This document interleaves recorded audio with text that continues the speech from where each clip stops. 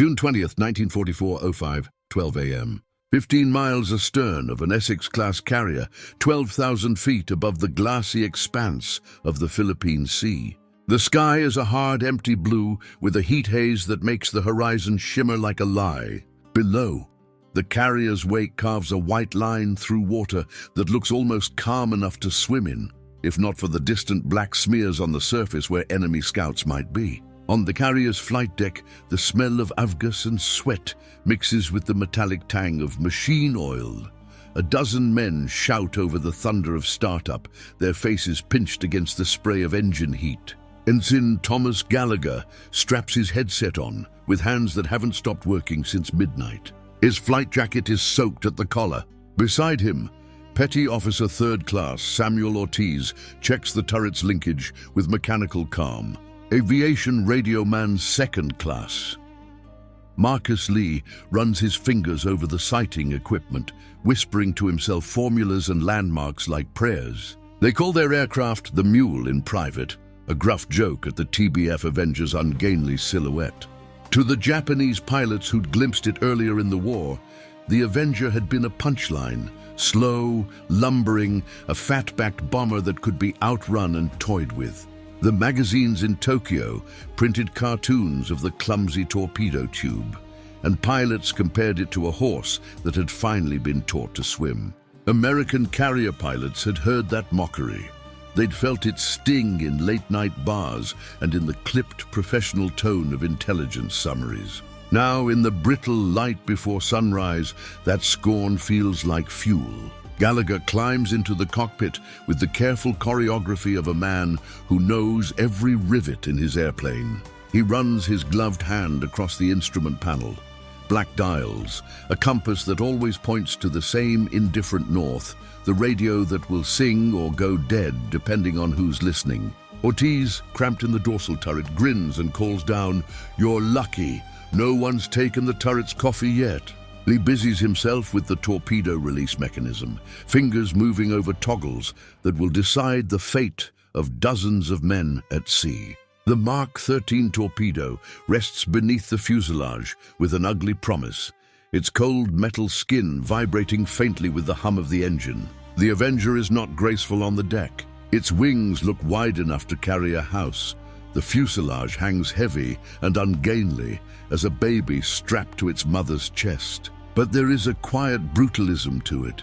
A single right twin-row radial curling into life, a thick wing built to take punishment, a bomb bay that can swallow not only a torpedo, but a cargo of steel and resolve. Gallagher's crew have all heard the jokes. They know the caricatures, too slow, too big, easy pickings. They have swallowed those slights and turned them into checklist brevity, into the slow, methodical clicking of seatbelts and the last-minute ritual sweep of the flight deck by deckhands. "Clear prop," the catapult officer yells, and the world narrows to a tunnel of task and sound.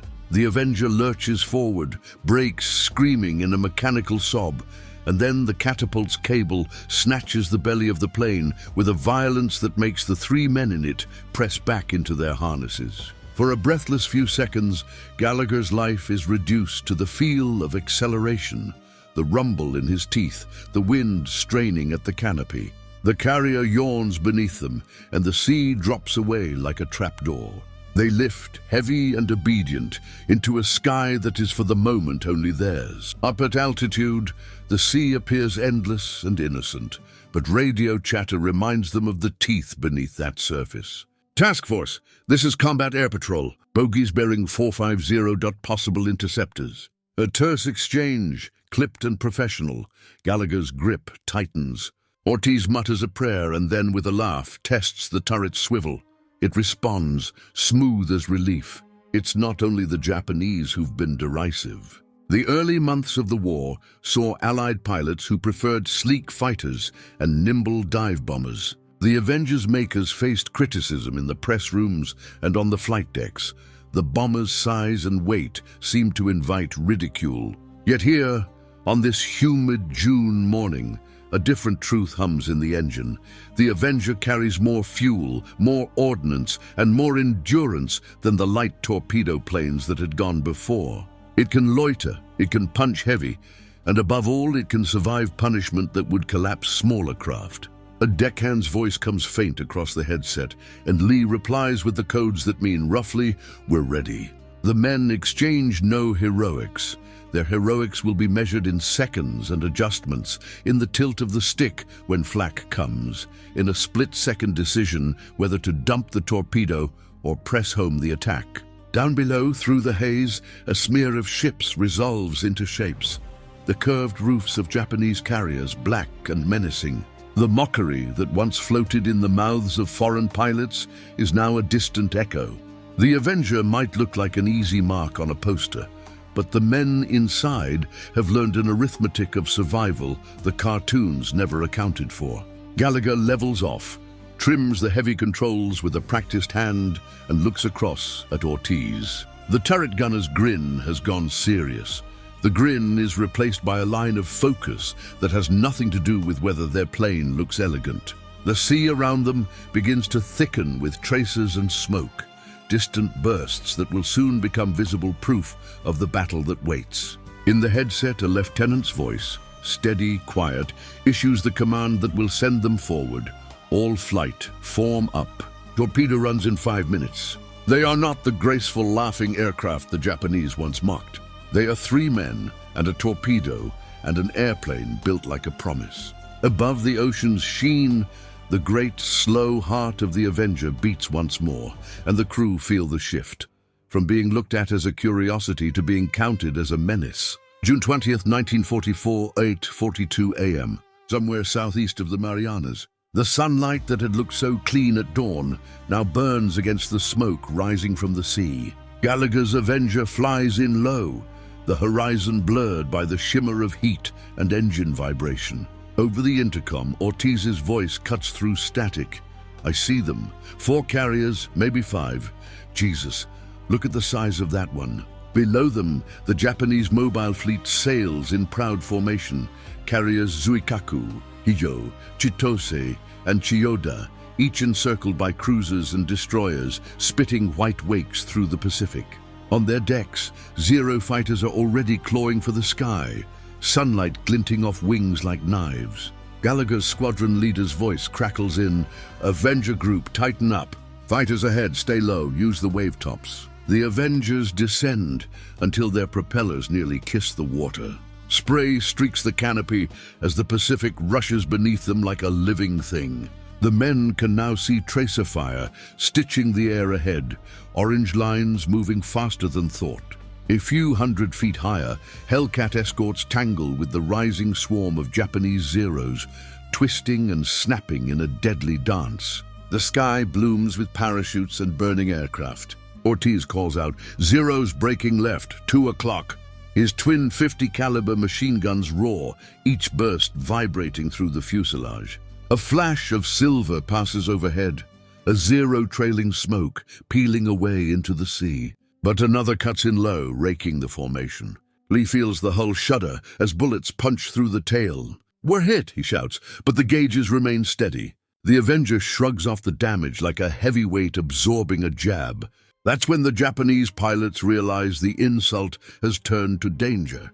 Earlier in the war, they'd laughed, literally laughed, over radio chatter when the first Avengers appeared at Midway. The plane was too slow to evade, too big to hide, too clumsy to turn. "A flying whale," one pilot had joked. But now, the whales are hunting. Gallagher can see the target through the haze. Hiyo, a fleet carrier, turning sharply to port. "Hold steady," he mutters, adjusting altitude. The Mark 13 torpedo beneath him is armed and ready, its gyros spinning like a heartbeat. He waits until the angle aligns with the carrier's beam, counting under his breath. 3, 2, 1, he releases. The Avenger jerks upward, suddenly lighter. The torpedo splashes into the sea with a hiss and disappears beneath the surface. For a second, nothing. Only engine noise and the smell of cordite from Ortiz's turret. Then through the canopy, Gallagher glimpses it, a column of white rising against the carrier's flank, followed by a fireball that erupts with a soundless flash. Hiyo's deck splits, fire pouring down into her hangars. "Direct hit," Lee yells, almost disbelieving. You got her, but there's no time for celebration. A Zero dives out of the sun, guns blazing. Tracers whip past the canopy, tearing through one wingtip. Gallagher yanks the yoke, the heavy Avenger groaning in protest. Ortiz swings his turret, firing long bursts. The Zero bursts into flame and spirals into the sea, a streak of black smoke marking its fall. The air is chaos now. Dozens of planes, Avengers, Helldivers, Hellcats, weaving through tracer fire and clouds of flak. Each torpedo bomber presses on through a wall of metal and fury. Some vanish in explosions, others limp home with wings shredded. The Avenger crews fly low, trusting in the thick armor that once made them a laughingstock. The Japanese gunners can't quite believe what they're seeing. These slow, awkward machines keep coming, steady and relentless. Another explosion blooms on the horizon. Chiyoda takes a hit. Then Zuikaku, Japan's last surviving carrier from Pearl Harbor, reels under the assault of bombs and torpedoes. Smoke billows upward like a funeral pyre. Gallagher's instruments flicker, fuel draining fast. "We're going home," he says, voice steady but thin. Behind him, Ortiz and Lee glance out the side windows. Where the proud Japanese fleet once cut the ocean, there's only chaos, burning oil, shattered decks, and men leaping into the sea. They climb to 2,000 feet, turning east toward the distant glimmer of the task force. Radio chatter fills their headsets. Avenger Group reports multiple hits, carriers ablaze. The mission, unthinkable hours ago, is a success. Ortiz exhales, shoulders slumping. "They said this bird couldn't fight," he murmurs. "Guess they were wrong." Gallagher doesn't answer. He only looks down at the water, a water now littered with wreckage, oil, and the ghosts of those who once mocked him. The Avenger groans as it banks for home, its crew bruised, ears ringing, hearts hammering. The Pacific below glitters with the faint light of victory, a victory born not of beauty, but of stubborn endurance. June 20th, 1944, 11:57 a.m. Western Pacific. The sky, once a cauldron of fire and smoke, now hangs eerily calm. Gallagher's Avenger limps eastward, the rhythmic cough of its engine echoing through the thin air. Oil streaks the right wing. The smell of burned metal seeps into the cockpit. Lee checks the instruments. The fuel gauge trembles near empty. "We might not make the deck," he warns quietly. Below them, the ocean is scarred with the remains of the battle. Burning ships, drifting lifeboats, oil slicks stretching like ribbons of ink. Somewhere out there, the Japanese fleet is breaking apart, their air cover shredded, their carriers burning down to their keels. The Avenger's shadow flickers across the smoke, as if tracing the war's slow ending. Gallagher doesn't speak much. He's too busy listening to the engine, counting the vibrations like heartbeats. Each cough could be the last. Ortiz, from the turret, glances back toward the horizon. "They said these planes were pigs," he mutters half to himself. But pigs can fly when they're angry enough. A voice crackles through the radio. Calm, authoritative, the voice of home. "Blue leader to all Avengers, Vector 085. Recovery point in sight, prepare for landing sequence." Gallagher adjusts course. On the horizon, like an island conjured from the mist, the silhouette of the USS Bunker Hill emerges. The carrier's deck looks impossibly small, a strip of safety in a sea of endless blue. Smoke still lingers from anti-aircraft fire, rising like a memorial. As they approach, the deck crew wave signal paddles, guiding the battered Avengers home. The landing gear groans as it lowers. Gallagher takes a breath. "Hold on, boys." The Avenger slams onto the deck with a metallic scream, tires bursting into smoke. The arrestor hook catches the final wire, jerking them to a violent stop. For a long moment, no one speaks. Then Ortiz laughs, a loud, cracked sound of disbelief. "We made it," he says, shaking his head. "We actually made it." The deckhands rush forward, pulling the canopy open, shouting congratulations. Gallagher removes his headset and climbs down, legs trembling. He glances back at the aircraft, riddled with holes, wing edges frayed, the paint scorched from near misses. And yet it still stands. The mule had carried them home. On the deck beside them, other Avengers are rolling in. Some missing landing gear, some limping in on fumes. One slides to a halt with a shredded tail and collapses nose first, smoke pouring from its cowling. The pilot climbs out coughing and salutes the deck officer. The salute is returned without words. In the ready room below deck, the mood is quiet. Maps are spread across the tables, pins marking what's left of the Japanese fleet. Reports come in over teletype. Hiyo sunk, Chiyoda crippled, Zuikaku heavily damaged. One by one, the once feared carriers that launched the attack on Pearl Harbor are erased from the Pacific. Gallagher sits with a cup of coffee gone cold. His hands tremble slightly as he lights a cigarette. Around him, mechanics and officers talk in low voices, their exhaustion mixed with awe. The Avengers had been mocked, dismissed, written off, yet they had delivered the decisive blow in what would be called the Great Mariana's Turkey Shoot. Ortiz drops into the chair beside him, helmet still under his arm. "You think they'll still call her slow?" he asks, half smiling. Gallagher exhales smoke and stares at the ceiling.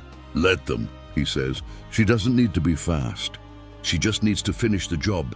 Above deck, as the sun sets blood red over the horizon, the damaged aircraft are pushed aside for inspection. A young sailor walks past, eyes wide at the holes peppering their wings. "You'd think they'd fall apart," he murmurs. The mechanic wipes his hands on a rag and shakes his head. "No," he says, "these birds don't fall apart. They come back." Word spreads quickly through the fleet. The Avengers, the fat, slow torpedo bombers once derided by both friend and foe, had flown through hell and returned with victory. Their torpedoes had torn open the pride of Japan's carrier fleet. Their endurance, armor, and raw persistence had turned ridicule into fear. By nightfall, radio broadcasts are already calling it a triumph of air power.